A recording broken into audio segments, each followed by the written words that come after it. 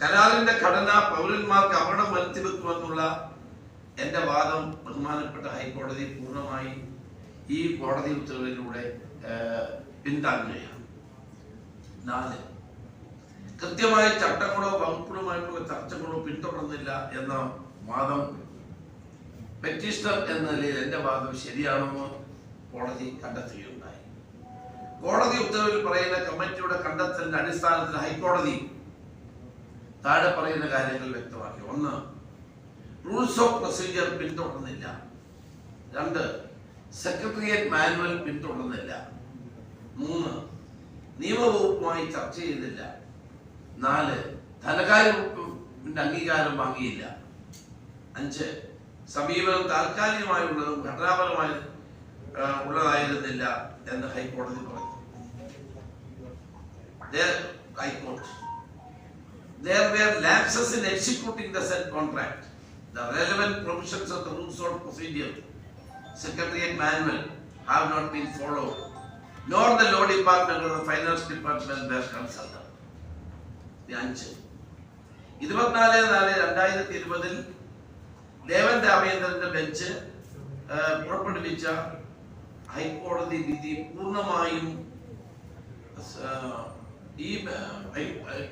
പൂർണ്ണമായും അംഗീകരിക്കുകയുണ്ടായി. അന്നത്തെ സിംഗിൾ ബെഞ്ചിന്റെ വിധിയാണ് ഇവിടെ വീണ്ടും അംഗീകരിക്കപ്പെട്ടത്. 24/4/2020 എന്താ പറയുന്നത്? ഹൈക്കോടതി ഡിവിഷൻ ബെഞ്ചിന്റെ ഉത്തരവ് കരാറിൽ കർശനമായ സുരക്ഷാ നിർദ്ദേശങ്ങൾ നടപ്പാക്കാൻ നിർദ്ദേശിച്ചത്. നിങ്ങൾ ഓർക്കുന്നുണ്ടാകും ദേവൻ രാമേന്ദ്രന്റെ വിധിയിൽ പറഞ്ഞത് ഈ ഡേറ്റ പൂർണ്ണമായി കവറപ്പ് ചെയ്തിരിക്കണം, മറ്റുള്ളവർ കൊടുക്കാൻ പാടില്ല തുടങ്ങിയിട്ടുള്ള ധാരാളം സുരക്ഷാ നിർദ്ദേശങ്ങൾ അദ്ദേഹം പുറപ്പെടുവിച്ചത്. ഞാൻ ഉയർത്തിയ സ്വകാര്യ വാദങ്ങൾ ഡിവിഷൻ ബെഞ്ച് പൂർണ്ണമായി അംഗീകരിക്കുകയാണ് ചെയ്തത്. ഞാൻ സ്വകാര്യതയുമായി ബന്ധപ്പെട്ട് ഉന്നയിച്ച വാദങ്ങൾ ശരിയാണെന്ന് ഇതിലൂടെ ബഹുമാനപ്പെട്ട ഹൈക്കോടതി ശരിവെച്ചു. താഴെ പറയുന്ന വാദങ്ങൾ ഹൈക്കോടതി അംഗീകരിക്കുകയുണ്ടായി.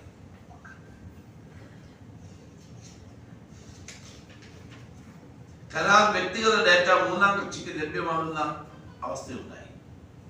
കരാർ തിരക്ക് പിടിച്ച് നടപ്പാക്കി. ഡേറ്റാ സംരക്ഷണ ഉറപ്പുകൾ ഇല്ലാതെ കരാർ നടപ്പാക്കി. കരാർ നടപ്പാക്കിയതിൽ ക്യാബിനറ്റിന്റെ അംഗീകാരം ഉണ്ടായിരുന്നില്ല. The manner in which the said agreement was entered into had the risk and possibility of exposing personal data to a third party and had been hurriedly done without even caring for data protection or obtain the cabinet approval. Cabinet approval illave ധൃതി പിടിച്ച് government personal ഡേറ്റയുടെ സുരക്ഷിതത്വം പോലും പാലിക്കാൻ നടപ്പാക്കിയെന്നാണ് ബഹുമാനപ്പെട്ട ഹൈക്കോടതിയുടെ വിധി. ഇത്തരം കാര്യങ്ങൾ എന്നിട്ട് കോടതി പറയുന്നു, ഇത്തരം കാര്യങ്ങൾ ഇനി മേലാൽ ആവർത്തിക്കാതിരിക്കാനുള്ള നടപടികൾ ഗവൺമെന്റ് കൈക്കൊള്ളണം എന്ന് കൂടി പറയുന്നു. For which appropriate steps should be taken by the state and such a situation should not occur in future. ഭാവിയിൽ ഇനി ഇത്തരം സാഹചര്യങ്ങൾ ഉണ്ടാകാതിരിക്കാൻ ഗവൺമെന്റ് ശക്തമായ നടപടികൾ സ്വീകരിക്കണമെന്ന് ഹൈക്കോടതി പറയുകയാണ്. ഇത്തരം സംഭവങ്ങളെ കുറിച്ച് ഒരു ധാരണയുമില്ലാതെ സിനിമയിൽ ശങ്കരാടിയുടെ കഥാപാത്രം പറയുന്നത് പോലെ താത്വികമായ അവലോകനത്തിലാണ് CME ഗോവിന്ദൻ മാസ്റ്റർ മുതിർന്നിരിക്കുന്നത്. അത് അദ്ദേഹത്തിന്റെ കുഴപ്പമല്ല, അദ്ദേഹത്തിന്റെ പാർട്ടിയുടെ കുഴപ്പമാണ്. നിങ്ങൾക്കറിയാം, ഈ അന്ന് ഞാൻ പ്രതിപക്ഷ നേതാവായിരുന്നപ്പോൾ ഏതാണ്ട് 7 അഴിമതി ആരോപണങ്ങളാണ് ഞാൻ മുന്നോട്ട് വെച്ചത്. ആ അഴിമതി ആരോപണങ്ങൾ ഉന്നയിച്ചപ്പോൾ തന്നെ ഗവൺമെന്റിന് അതെല്ലാം പിൻവലിച്ച് പോകേണ്ടി വന്നു. ഭാഷ പറഞ്ഞ് ഞാൻ ഉന്നയിച്ച ആരോപണങ്ങൾ എന്താണെന്ന് പോലും പരിശോധിക്കാം. ഞാൻ തോട്ടപ്പള്ളി സ്പെല്ലിലെ മണ്ണിനെ പറ്റി അല്ല പറഞ്ഞത്. ഞാൻ പറഞ്ഞത് പമ്പാ മണൽക്കടത്ത് കോവിഡ് സമയത്ത്, വെള്ളപ്പൊക്കത്തിന്റെ സമയത്ത് പമ്പാ മണൽ തീരത്ത് അടിഞ്ഞുകൂടിയ മണൽ ഒരു സ്വകാര്യ ഏജൻസിക്ക് കൊടുക്കാനുള്ള തീരുമാനത്തിനെതിരെയായിരുന്നു നമ്മുടെ അന്നത്തെ പോരാട്ടം. ഗവൺമെന്റ് അത് നിർത്തിവെച്ചു, ഒരു പിന്നോട്ട് പോയി. ബ്രൂവറി ഡിസ്റ്ററി 4 ബ്രൂവറിയും 2 ഡിസ്റ്ററിയും കേരളത്തിൽ അനുവദിക്കാനുള്ള ഗവൺമെന്റ് തീരുമാനത്തിനെതിരായി ശക്തമായ പോരാട്ടം നടത്തി. ഒരു നടപടിക്രമങ്ങളും പാലിക്കാതെയായിരുന്നു അന്ന് ബ്രൂവറികളും ഡിസ്റ്റിലറികളും ആരംഭിക്കാൻ തീരുമാനിച്ചത്. അതിൽ നിന്ന് സർക്കാരിന് പുറകോട്ട് പോണ്ടി വന്നു. പിന്നെ സ്പ്ലിങ്കർ ഇടപാടുമായി ബന്ധപ്പെട്ട കാര്യങ്ങൾ ഞാനിവിടെ പറഞ്ഞു, അതിലും പുറകോട്ട് പോണ്ടി വന്നു. ആഴക്കടലിൽ, കേരളത്തിന്റെ ആഴക്കടലിൽ മത്സ്യബന്ധനം നടത്താൻ ഒരു അമേരിക്കൻ കമ്പനിയുമായി ധാരണാപത്രം ഒപ്പിട്ടത് നടപടി ഞാൻ ഉന്നയിച്ചു. അത് പുറകോട്ട് പോണ്ടി വന്നു. ഈ ബസുമായി ബന്ധപ്പെട്ട് അന്ന് ഉയർന്നു വന്ന ശക്തമായ ആരോപണം PWC ഉൾപ്പെടെയുള്ള സ്ഥാപനങ്ങൾക്ക് സെക്രട്ടേറിയറ്റിൽ ഓഫീസ് തുറക്കാൻ അനുവാദം വരപ്പെടുത്തത് അവസാനം പിൻവലിച്ച് മുന്നോട്ട് പോണ്ടി വന്നു. EP ജയരാജന്റെ ബന്ധുവിന് നിയമനം കൊടുത്ത സംഭവം അവസാനം മന്ത്രിക്ക് രാജിവെക്കേണ്ടി വന്നു, നിയമനം റദ്ദാക്കേണ്ടി വന്നു. ബഫ്കയുമായി ബന്ധപ്പെട്ട ഒരു ആപ്പിന്റുമായി ബന്ധപ്പെട്ട അഴിമതി പുറത്തുകൊണ്ടുവന്നു, അത് പിൻവലിക്കേണ്ടി വന്നു. ഏതാണ്ട് സംസ്ഥാനത്തിന് 3000 മുതൽ 4000 കോടി രൂപ വരെ ലാഭം ഉണ്ടാക്കുന്ന അല്ലെങ്കിൽ നഷ്ടമുണ്ടാകുന്ന ഈ അഴിമതികൾ അന്ന് പ്രതിപക്ഷ നേതാവ് എന്നുള്ളതിൽ ആ കാലഘട്ടത്തിൽ ഞാൻ തടഞ്ഞത്. സാധാരണഗതിയിൽ കേരളത്തിൽ നടക്കുന്ന ഈ അഴിമതി നടത്തി കഴിഞ്ഞ് എല്ലാം കഴിഞ്ഞ് പിന്നെ കോടതിയിൽ പോയി ആളുകളെ ശിക്ഷിക്കും. ബാലകൃഷ്ണയുടെ കേസിൽ അച്ഛനെ 20 വർഷം പോകേണ്ടി വന്നു.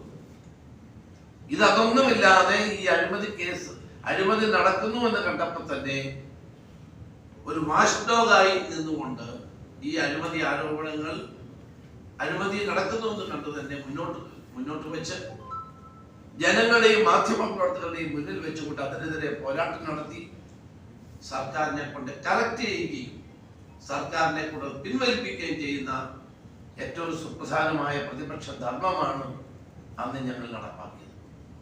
അല്ലാണ്ട് കോടതി അതിലൊന്നും ഞങ്ങളെ ഞങ്ങൾ പറഞ്ഞതൊന്നും തെറ്റാണെന്ന് പറഞ്ഞിട്ടില്ല. ഞങ്ങൾ പറഞ്ഞതിന് ഞങ്ങളെ കോടതി കളിയാക്കിയിട്ടില്ല. AI ക്യാമറയുമായി ബന്ധപ്പെട്ട വിഷയത്തിൽ, കാരണം അതെല്ലാം നടപ്പാക്കി കഴിഞ്ഞത് കൊണ്ടാണ് ഞാനും പ്രതിപക്ഷ നേതാവും കൊടുത്ത ഹർജി ഇൻഫ്രക്ചസ് ആണ് എന്ന് കോടതിക്ക് പറയേണ്ടി വന്നത്. അല്ലാതെ ഒരു കേസിലും ഗോവിന്ദ മാസ്റ്റർ ഉന്നയിച്ചതുപോലെ ഒരു കേസും കോടതി തള്ളിക്കളഞ്ഞിട്ടില്ല. ഗവൺമെന്റ് സ്പ്ലിങ്കറുമായി ബന്ധപ്പെട്ട ഈ കേസിന്റെ അന്തിമ വിധി നിങ്ങൾക്ക് എല്ലാവർക്കും പരിശോധിക്കാവുന്നതാണ്. ഈ വിധിയിൽ ഞാൻ പറഞ്ഞ കാര്യങ്ങൾ മുഴുവൻ ശരിയാണെന്ന് കോടതി വിലയിരുത്തുകയും മേലാൽ ഇങ്ങനെയുള്ള സംഭവങ്ങൾ ഇനിയും കേരളത്തിൽ ഉണ്ടാകാതിരിക്കാൻ ഗവൺമെന്റ് ശ്രദ്ധിക്കണമെന്നുമാണ് പറഞ്ഞിട്ടുള്ളത്.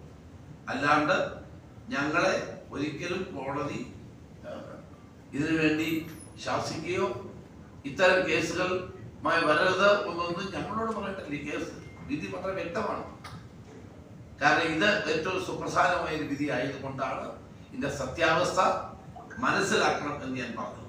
പലർക്കും ഇതിന്റെ വസ്തുതകൾ മനസ്സിലാക്കാത്തത് കൊണ്ടാണ് ചില മാധ്യമങ്ങളെങ്കിലും ഈ കാര്യങ്ങൾ തെറ്റായി വ്യാഖ്യാനിച്ചത്.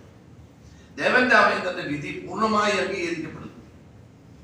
ആ വിധിയുടെ അടിസ്ഥാനത്തിലാണ് ഇവിടെ ഡേറ്റ പ്രൊട്ടക്ഷൻ ഉൾപ്പെടെയുള്ള നടപടികൾ സ്വീകരിക്കാൻ ഗവൺമെന്റ് നിർബന്ധിതമായത്. ഒരു ഡേറ്റ എന്ന് പറയുന്നത്, പ്രത്യേകിച്ച് ആരോഗ്യ ഡേറ്റ, ഏറ്റവും സുപ്രധാനമാണ്. ഒരു വ്യക്തിയുടെ സ്വകാര്യതയാണ്. ആ സ്വകാര്യതയിലേക്കുള്ള കടന്നുകയറ്റത്തെ ശക്തമായി നിയന്ത്രിക്കാൻ കഴിഞ്ഞത് ആ കാലഘട്ടത്തിലാണ്. കുട്ടസ്വാമി കേസിൽ, സുപ്രീം കോടതിയിലെ കുട്ടസ്വാമി കേസ് വളരെ വ്യക്തമായി തന്നെ ഈ കാര്യം പ്രതിപാദിക്കുന്നുണ്ട്. അതുകൂടി ഉന്നയിച്ചുകൊണ്ടാണ് ഈ ഡേറ്റ പ്രൊട്ടക്ഷന് വേണ്ടിയിട്ടുള്ള പോരാട്ടം ഞങ്ങൾ നടത്തിയത്. ആ ബഹുമാനപ്പെട്ട ഹൈക്കോടതി ഞങ്ങൾ പറഞ്ഞതിനെ അപ്ഹോൾഡ് ചെയ്യുകയാണ് ചെയ്തത്. ഞാൻ പറഞ്ഞതിനെ അപ്ഹോൾഡ് ചെയ്യുകയാണ് ചെയ്തത് എന്നുള്ളതാണ് സത്യം. എൻ്റെ അഭിഭാഷകനായ ശ്രീ ആസഫലി പറഞ്ഞ ഓരോ കാര്യങ്ങളും 4 ഘട്ടത്തിൽ ശ്രീ ആസഫലിയുടെ പേരെടുത്ത് പറഞ്ഞുകൊണ്ട് ബഹുമാനപ്പെട്ട കോടതി അപ്ഹോൾഡ് ചെയ്യുകയാണ് ചെയ്തത് എന്ന് കൂടി പറയാൻ ഞാൻ ആഗ്രഹിക്കുകയാണ്. ഇതിൽ ഈ 2 കാര്യമുണ്ട്. ഒന്ന്, സിംഗിൾ ബെഞ്ചിന്റെ ഓർഡറിൽ നിങ്ങൾ തൃപ്തനായി, ഇന്റർവ്യൂ ഓർഡർ സിംഗിൾ ബെഞ്ചിന്റെ ദേവൻ രാമചന്ദ്രൻ. അപ്പൊ എന്തുകൊണ്ട് പിന്നെ ഡിവിഷൻ ബെഞ്ചിന് അല്ല, ഡിവിഷൻ ബെഞ്ചിൽ നമ്മൾ പറഞ്ഞത് ഈ ഡേറ്റ പ്രൊട്ടക്ഷൻ ഉറപ്പുവരുത്താൻ ഗവൺമെന്റ് കഴിഞ്ഞില്ല. 1. 2, നമ്മുടെ മെയിൻ വാദം ഈ ഡേറ്റ പ്രൊട്ടക്ഷൻ, ഡേറ്റയിലേക്കുള്ള ഈ എൻട്രി തേർഡ് പാർട്ടി എന്റെ സ്പ്ലിങ്കറിന് ലഭിച്ചത് കൊണ്ട് നഷ്ടപരിഹാരം നമുക്ക് ആവശ്യം. അങ്ങനെയാണ് നമ്മൾ പോകുന്നത്. അപ്പൊ കോടതി നഷ്ടപരിഹാരം അത്ര പേർക്ക് കൊടുക്കണമെന്ന് വ്യക്തതയില്ല. കാരണം ഇതൊരു ഹ്യൂജ് ഡേറ്റയെ മെയിൻ പ്ലേ എന്തായിരുന്നു? അതെ, ഇവർക്ക് നഷ്ടപരിഹാരം കൊടുക്കണം. അത് കോടതി അംഗീകരിച്ചില്ല. അത് ശരിയാണ്. അല്ല, ഇതില് ലൈവ് ലോന്റെ ആർട്ടിക്കിൾ പ്രകാരം പറയുന്നത് Kerala high court closes plea against Sprinklr deal says there was no data sharing by state. അങ്ങനെ വരുമ്പോൾ നമ്മുടെ ബേസിക് പ്ലീയെ തകർന്നു എന്നല്ല കാണിക്കുന്നത്. We do not find any reason to pass any further order. However, the order passed 2024 for 2020 stands confirmed. Means ദേവൻ രാമേന്ദ്രൻ, അതാണ് അവസാനത്തെ പറയുന്നത് വാചക. ദേവൻ രാമേന്ദ്രന്റെ 2024 for 2020 വിധി നിലനിൽക്കുന്നു. അതുകൊണ്ട് ഫലമായി ഞങ്ങൾ അല്ല, എന്താ ഇതില് അതിന്റെ ബേസിക് സാധനമേ നടന്നിട്ടില്ല എന്നല്ല. There was no data sharing by state എന്ന് പറയുമ്പോൾ the whole case is gone. അല്ല അങ്ങനെയല്ല. എല്ലാവർക്കും അറിയാം ഷെയർ ചെയ്യുന്ന കാര്യമാണ്.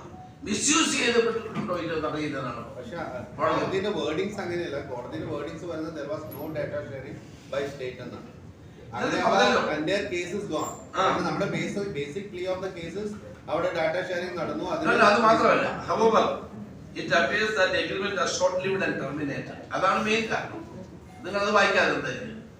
however it appears that the agreement is short lived. ചെറിയൊരു കാലഘട്ടം നമ്മൾ ഉന്നയിച്ചപ്പോഴത്തേക്ക് എഗ്രിമെന്റ് ക്യാൻസൽ ചെയ്തു. മാധവൻ നമ്പ്യാർ ഉൾപ്പെടെയുള്ള കമ്മിറ്റി വെച്ചു. കമ്മിറ്റി പരിശോധിച്ചതിന് ശേഷം ആ കമ്മിറ്റി തന്നെ ഇതിനെതിരായി ശക്തമായ റിപ്പോർട്ട് കൊടുത്തു. ഇന്ന് വരെ മാധവൻ നമ്പ്യാർ കമ്മിറ്റി റിപ്പോർട്ട് പുറത്തു വന്നിട്ടില്ല. അപ്പൊ കോടതി കണ്ടെത്തിയത് എന്താ? however it appears that the agreement are short-lived and terminated. Springer has accepted the termination and made it categorical statement that no issue would be raised in respect of sharing of data.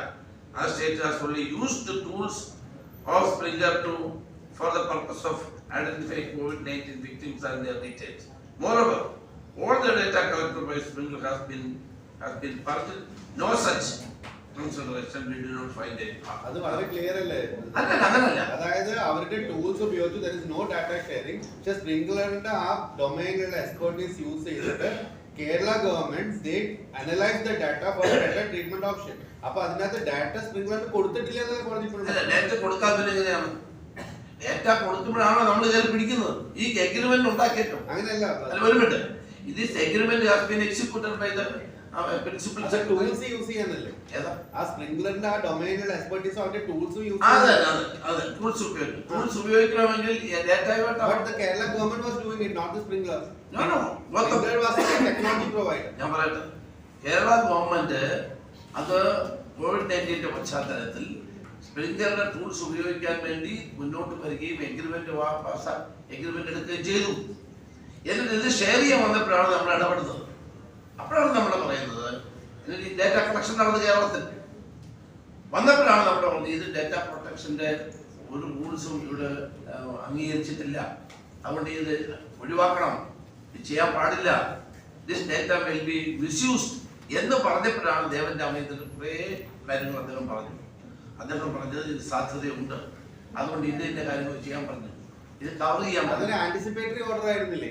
അതെ, അത് കഴിഞ്ഞാൽ ഇപ്പൊ further order വന്നത് എന്താ?